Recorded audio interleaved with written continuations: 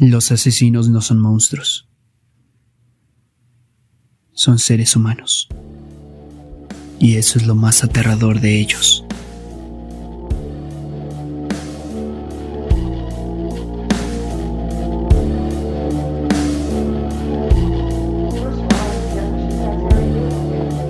El asesino de universitarias.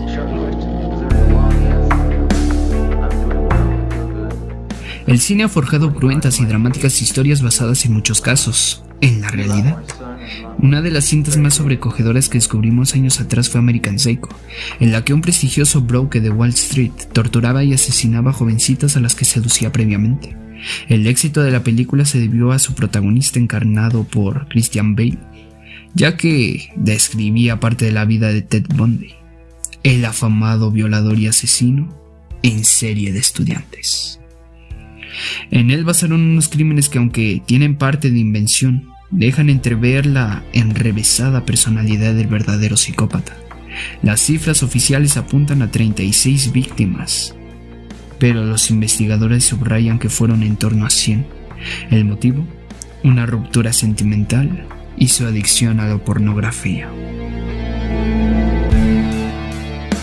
El hogar familiar ya predispuso a Bundy a tomar unos derroteros criminales, rasgo crucial para destacar el asesino en serie que llevaba dentro. El especial odio que profesaba hacia su supuesta madre. Su infancia fue un cúmulo de mentiras. Llevó a un jovencito Ted a reprimir su personalidad y a ir forjando un fuerte poder de seducción. Dicho poder de seducción fue lo único que ocultó sus verdaderas intenciones a su diabólicamente. Podemos decir que nos encontramos ante el Casanova del crimen.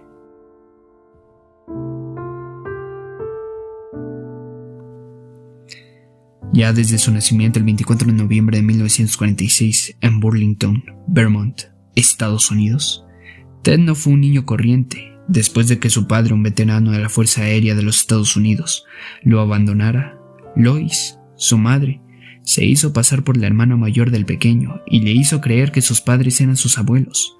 Bundy descubrió la verdad durante la adolescencia y aquello lo traumatizó, haciendo que el germen del odio empezara a brotar. Además, la tensión en el domicilio familiar era insoportable.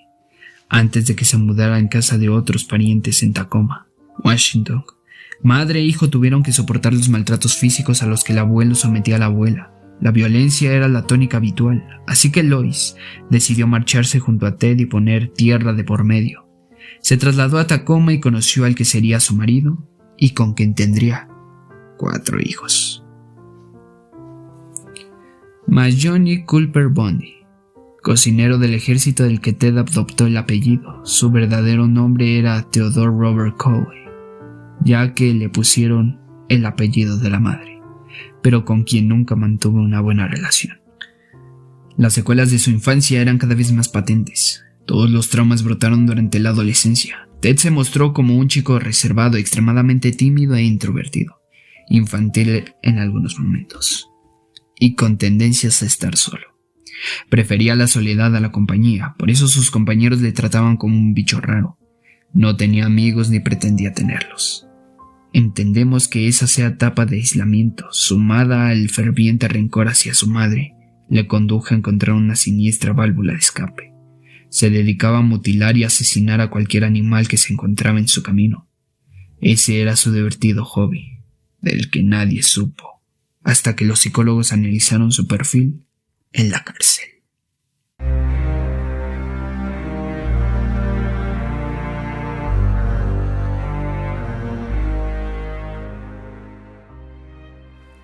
Aunque su carácter introvertido le impedía relacionarse con los demás, cuando empezó los estudios de derecho su actitud cambió por completo. Su entorno estudiantil le consideraba un chico afable y con buenos modales.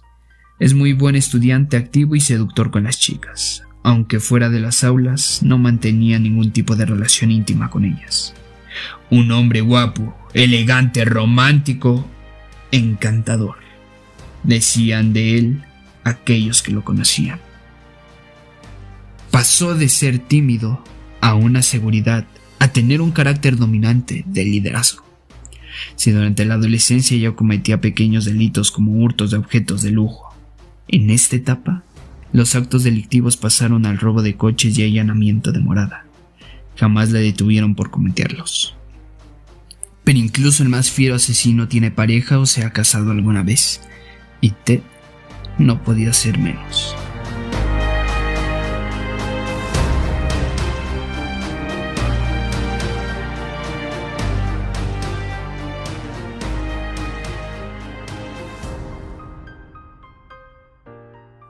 En la primavera de 1967 se enamoró perdidamente de Stephanie Brooks, una joven estudiante de psicología. Por aquel entonces Bundy había dejado momentáneamente la carrera de Derecho, muy guapa, inteligente y de buena familia de San Francisco. Aquel romance cambió para siempre este criminal, ya que encontró en Stephanie lo que tanto ansiaba en una mujer. Su utopía se había hecho carne. Tras 2 años de relación, ella decidió ponerle fin. No le convencía la sombría personalidad de Ted ni lo extraño de su comportamiento. Mientras que Stephanie tenía muy claro cuál era su camino, su novio andaba perdido y sin rumbo. Eso hizo que se desencantara del apuesto Bundy, que no superó la ruptura y se obsesionó con ella. No podía soportar que le dejase y empezó a escribirle cartas para que cambiara de opinión. Regresó a los estudios de Derecho haciendo méritos ante los profesores. Parecía un hombre brillante. Se echó incluso una nueva novia, Meg Anders, mujer recién divorciada y con un niño pequeño, con el que estuvo varios años. Una vez que Bundy fue arrestado por la policía, esta publicó un libro bajo el seudónimo de Elizabeth Kendall, en la que explicaba su relación con el asesino. A lo largo de sus páginas narraba cómo el momento de mantener relaciones sexuales y para llegar al orgasmo, Ted le pedía que se quedase completamente quieta y que fingiese estar muerta. Esa era la única manera que tenía de alcanzar el clímax. Durante su graduación en la Facultad de Derecho, Bundy llegó a decir: «Veo en la abogacía una respuesta a la búsqueda del orden». Como descubriremos ahora, esto sería un sinsentido, porque en su vida jamás cumplió ni cumpliría una sola ley. Hasta formó parte de la campaña republicana para reelegir al gobernador de Washington. La tapadera estaba segura. Sin embargo, fue una casualidad lo que despertó el instinto asesino del joven.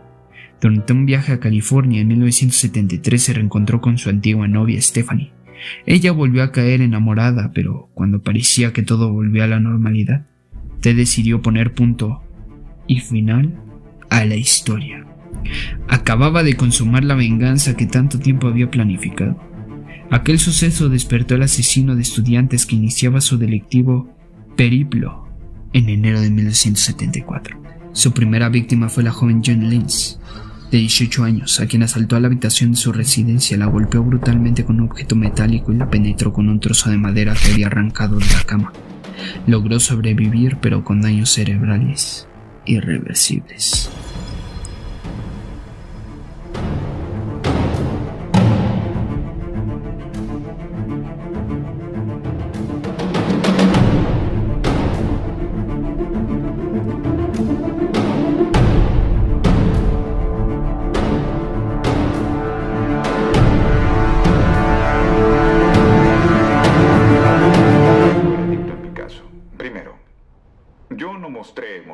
Porque ¿qué se suponía que hiciera? ¿Tenía que saltar sobre la mesa? ¿Tenía que gritar? Tenía ganas de hacerlo. Oí a mi madre llorar. Fue un momento emotivo, no sé qué pensar de ese día. Pero no iba a darle a esta gente que había construido un caso sobre una testigo inexistente, sobre una testigo que había sido inventada por la policía. No iba a darles la satisfacción de verme quebrarme.